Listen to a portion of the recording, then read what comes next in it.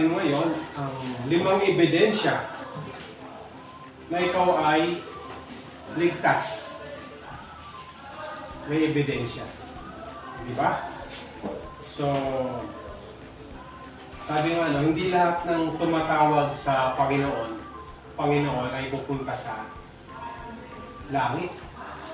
Di ba yung mga snatcher, pagka sila ay nagnakaw, siyempre tatakbo sila, habulin sila ng pulis. Ang iba siguro sa kanila nagpipray, Lord, danahin ko, wag po ako mahuli ng pulis. Di ba? So yung prayer nila, mali. No? Kunyari, Panginoon, kakaya po ako sa ganito, sana manalo ako. Manalo ako sa loto. No? So, mahalaga na dapat malaman natin kung ano yung kalooban ng Diyos sa ating buhay. Anong ebidensya na ikaw ay ligtas? Unang-una, ikaw ay meron pagbabago. Change. Sabi nga sa 2 Korinto 5:17. Kaya ang sino man nakipag-isa kay Kristo ay isa ng bagong nilalang. Mula ng dating pagkatao, siya ay bago. Sino rito yung nakipag-isa na kay Kristo? Sumampalataya kay Kristo. Anong meron ka ngayon? Meron kang bagong buhay. Ang lahat na nakipag-isa kay Kristo ay isa ng bagong nilalang. Ibig sabihin yung luma mong pagkatao, umalis. Ano ba yung mga luma mong pagkatao? Yung mga kasalanan. Pagsisinungaling. Pagsuway. Diba? Pagnanakaw. Chichismis. Diba? Ibig sabihin, yan yung mga lumang pagkatao na nasa atin. Pero nung tinanggap natin si Jesus, yung lumang pagkatao natin, ano nangyari?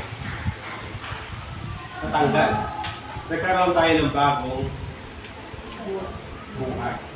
Yung masamang espiritu, lumayas.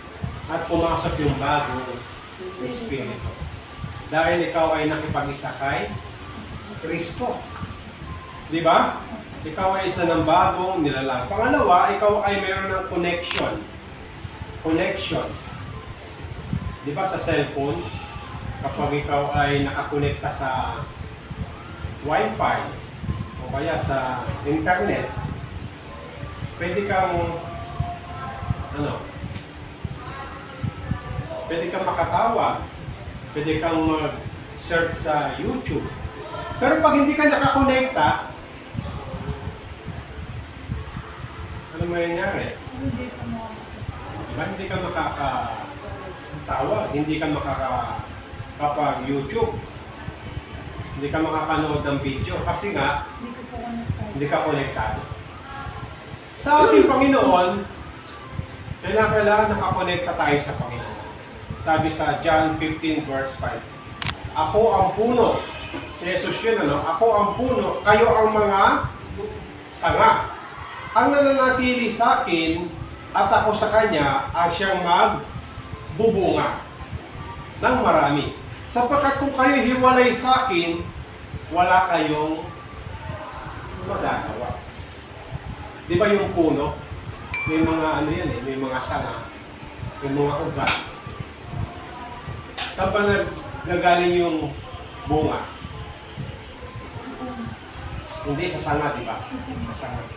Eh kung yung puno, may sanga, pag pinutulo mo yung sanga, ano mangyayari dun sa sanga? Di ba malalaglag siya? Ang tanong, makakapagbunga pa ba siya? Hindi na. Bakit? Hindi na siya nakakonekta. Di ba? Kaya tayo nabubuhay, kaya tayo nakakagawa ng mabuti, nakakasunod sa Panginoon, kasi nakakakonekta tayo sa Panginoon. Amen? Di ba? Kasi wala tayong magagawa, hindi natin kayang baguhin ang sarili natin kung hindi tayo makakakaroon ng connection sa ating Panginoon. Kailangan, huwag tayong mag-disconnect sa Panginoon. Para masunod natin yung kalooban ng Diyos sa ating buhay. Paano ba tayo magkukonekta sa Panginoon? Anong gagawin natin? Ha? Manampalataya. Ano pa? How to connect with God? Manalangin. Magbasa ng salita ng Diyos. Makinig ng mabuting balita. Pag ginagawa mo yan, kumukonekta ka sa Panginoon. Amen? Pero kung hindi ka mananalangin, hindi ka mababasa ng Biblia, para mong dinidisconnect yung sarili mo sa Panginoon. Hindi ka makakapag-bunga. Ano ba yung bunga? Magkaroon ka ng love, joy, peace. Yan ang bunga ng banal na Espiritu. Patience, kindness, long-suffering. Di ba? Bunga ng banal na Espiritu. Ay yung bunga ng kasalanan, pagkapuot, galit, sama ng loob, hindi pa papatawad, paggawa ng masama. Yan ang bunga ng masamang espiritu. Kaya anong klaseng bunga? Anong bunga meron sa iyo? Fruit of the Holy Spirit. Amen? Paano natin na ano yan? Dahil nagkakaroon tayo ng connection sa Panginoon. Pangatlong C, meron tayong conviction. Hello? Conviction. Ano sa Tagalog yung conviction?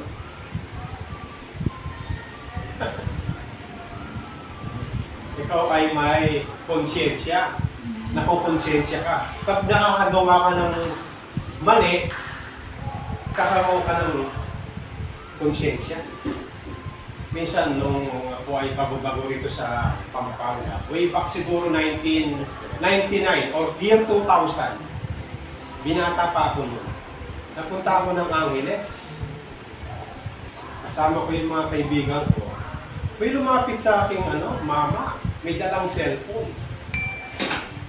Ang cellphone pa nun, yung may antena na malalaki, yung mga 5110, yung mga Maxon, ganito. Binibenta sa akin mura lang 1,000. Kasi kung bibilin mo yon, nasa 3,500 yun. Yan. Eh dahil wala akong cellphone nun, sa madaling salita, binili ko. And then, nung galing sa Angeles, pag uwi din ko sa San Fernando, nakasaya ko kami ng jeep, biglang may tumawag dun sa cellphone na nabili ko. Sabi nga gano'n, ang nakasagot yung kaibigan ko eh. Sabi nga gano'n, meron po akong nawawalang cellphone. Baka pwede ipakisoli ko. Nung sinabi ng kaibigan ko yun, kinamahan ako. Ginawa ko yung cellphone. Nalis ko yung SIM. Para hindi na siya makatawag. Budget, di ba? Tapos tinago ko yung cellphone hanggang sa pag-uwi ko sa bahay. Eh dahil Kristiyano na ako noon, meron na akong relasyon sa Diyos. Nakonsensya. So, di ako mapakali, di ako mapalagan. Ganun pala, no? Na ano ka, nababothered ka. So, dahil ngay mahirap yung nakukonsensya ka, kinuha ko ulit yung cellphone. Nilapag ko. Hindi, wala na yung SIM. Hindi mo na kasi nasa biyahe pa lang. Tinapon niya na. Sinirap para hindi na siya makatawa. Kasi iniisip ko, pagka alam mo na may-ari yung binili mo galing sa, di mo alam kung in-snatch yun o ninakaw o... Makaya ka naman. Oo. Pwede ka pang kasuhan. Kinabahan ako nun. So, ang ginawa ko, tinabi ko muna yung cellphone. Kaso lang, ang kalaban ko doon yung konsensya. Dahil hindi ko na makayanan, nilapag ko yung cellphone sa sahig. Kumuha ko ng martilyo. May martilyo ko. Nung ginawa ko yun, nasira na, di ba? Tinapong ko. Nagkaroon ako ng kapayapaan. Kasi habang ando dun yun, naaalala mo yung ginawa mo eh. Hindi mo naman isusuli sa Wala na po yun. may-ari kasi wala na yung sin. Opo. Saka natatakot ako, baka Ang ano ko doon, nakonsensya ako. Kayo ba, meron kayo konsensya? Opo. Pagka alam mo mali yung ginagawa mo, nakokonsensya ka ba? Halimbawa, bumili ka ng isang bagay sa tindahan. Pag sukli mo, sobra. Anong gagawin mo?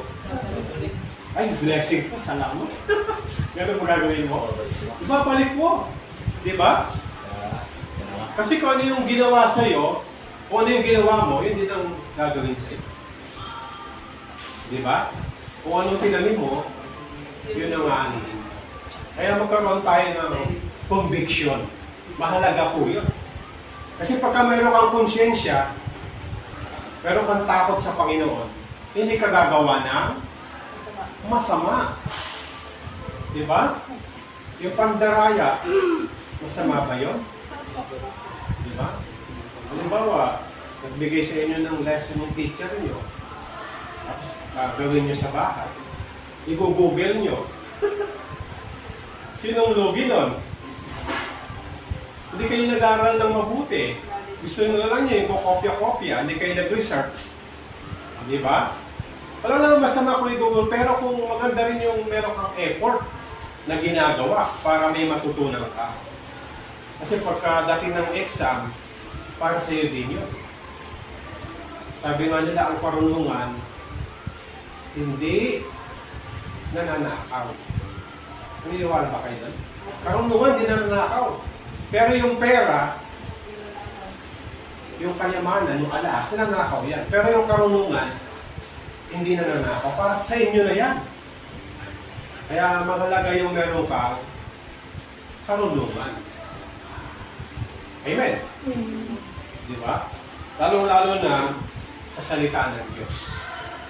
Kasi ang karunungan sa salita ng Diyos ay pang walang hanggan. Ang karunungan dito sa mundo, dito lang sa mundo. Pag namatay ka, wala na. Pero yung karunungan makalangit, ang walang hanggan. Kaya nga hindi lang tayo dapat marunong dito sa mundo. Kailangan marunong din tayo sa salita ng Diyos sa langit, makalangit. Amen? Anong letter na tayo? Pangilan C na tayo? Ito din po yata. Pang-apat. Pangapat na po. Ang unang C, change, pagbabago. Pangalawa, connect, connection to God. Pangatlo, conviction. At pang-apat, meron kang confession. Pangungumpisan. Lahat naman tayo dito, di ba nagkakamali? Walang perfecto. Kaya sabi ng Biblia, subalit kung ipapayag natin ang ating mga kasalanan, patatawarin tayo sa ating mga kasalanan sapagkat ang Diyos ay tapat. So, gano'n man kalaki yung kasalanan natin, kung ikukumpisan natin, kung hihingi natin ng tawad, ang gagawin sa atin ng Panginoon, papatawarin tayo. Meron nga isang lalaki, malungkot siya, nasa tabi siya ng dagat. Sabi niya, kita ko ba yung barko na yun? Sabi ko, ganun kalaki yung kasalanan ko. Feeling niya, hindi na siya kayang patawarin. Sabi ng kasama niya, alam mo kapatid, kahit na ganyan kalaki, kasi laki ng barko na yan, ang iyong kasalanan, ang kapatawaran ng Diyos ay sinilawak na dagat. Kung ang iyong kasalanan ay silaki ng eroplano, malaki yun, di ba? Ang kapatawaran ng Diyos ay sinlawak na langit. Kaya kung ikukumpisan mo lang, ipapagtapat mo lang yung kasalanan mo, papatawarin ka ng Panginoon. Amen? Amen. Di ba? Papatawarin tayo ng Panginoon. Kasi si Jesus ay namatay sa krus para tubusin tayo sa ating mga kasalanan. Sabihin mo sa katabi mo, bayad ka na. Bayad ka na. Lahat ang kasalanan mo, binayaran mo ni Kristo. Kaya na kailangan mo lang, ipahayag mo na si Jesus ay Panginoon. Last, By the way, sabi nga dito, ang nagkukubli ng kasalanan ay hindi mapapabuti. Ngunit kakahabagan ng Diyos ang babalik loob at nagsisisi. Kapag tayo ay nagtatago ng kasalanan, hindi tayo mapapabuti, mapapasama. Ngunit kung ang iyong kasalanan ay iyong pinagsisisihan, makahabag sa iyo ang Diyos. At ikay kanyang papatawarin. Amen. Amen. Ang last, nagkaroon tayo ng letter C, compassion. Compassion. Ano sa Tagalog yung compassion? Habag. Awa. Diba? Nung si Jesus ay pumunta sa isang lugar at siya ay nangangaral ng salita ng Diyos. At sa kanyang pangangaral, nakita niya yung mga tao, mga lupaypay. Ano yung lupaypay? Malungkot, walang pag-asa, desperado, may sakit, baon sa utang. Nakita niya yung mga tao sa paligid. Kaya ang sabi niya sa mga alagad, maraming aanihin, ngunit kulang ang manggagawa. Idalangin niyo sa Panginoon na magpadala siya ng mga manggagawa. Anong gagawin ng mga manggagawa? Ito yung magbibigay encourage sa mga tao na nawawala ng pag-asa. Nawawala ng kabuluhan sa buhay. Sabi ni Jesus, ipangaral niyo ang salita ng Diyos para sila ay magkaroon ng buhay na walang hanggan. Yun ang dahilan kung bakit naparito si Jesus. Para hanapin at iligtas ang naliligaw ng hello. Magkaroon tayo ng habag. Hindi lang sa iyong sarili, kundi sa iyong kapwa, sa iyong mga mahal sa buhay. Amen. Amen. So ano yung 5 C na ebidensya na ikaw ay ligtas o anak ng Diyos? Connection. Una-una, connection. Ano pa? Tandaan nyo, connection, conviction, Confession. compassion, Compassion. compassion, at saka pagbabago. Sa English, change. Change. Change. Balikan natin. Una-una, change, connection, conviction, Confession. compassion, and Compassion. compassion. Madali na lang tandaan, ano? Opo. See? No? Kailangan may pagbabago. Kailangan may connection. Konektado ka kay Lord. Pangatlo, meron kang conviction. Mahalaga yun, di ba? Ang apat, confession. Alam nyo kung ang lahat ng tao may conviction, payapa yung ating mundo.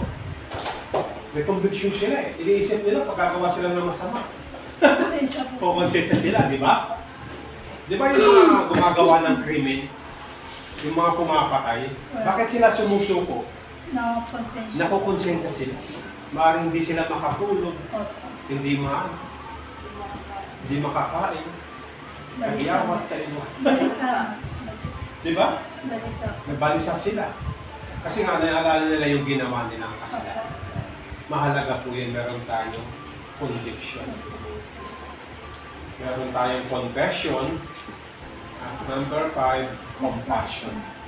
Katulad ng pagmamahal ng Diyos sa ating buhay. Gayun na lamang ang pag-ibig ng Diyos sa sanlibutan, binigay niya ang kanyang buktong na anak. Upang ang sino man sumampalataya ay hindi mapahama, kundi magkaroon ng buhay na walang hanggan. Kung tayo ay nagkaroon ng pananampalataya, nagkaroon tayo ng ebidensya. Nabago tayo, nagkaroon tayo ng connection, naumpisan tayo pag tayo nagkakasala, nagkaroon tayo ng compassion sa ating Panginoon. Amen. Amen.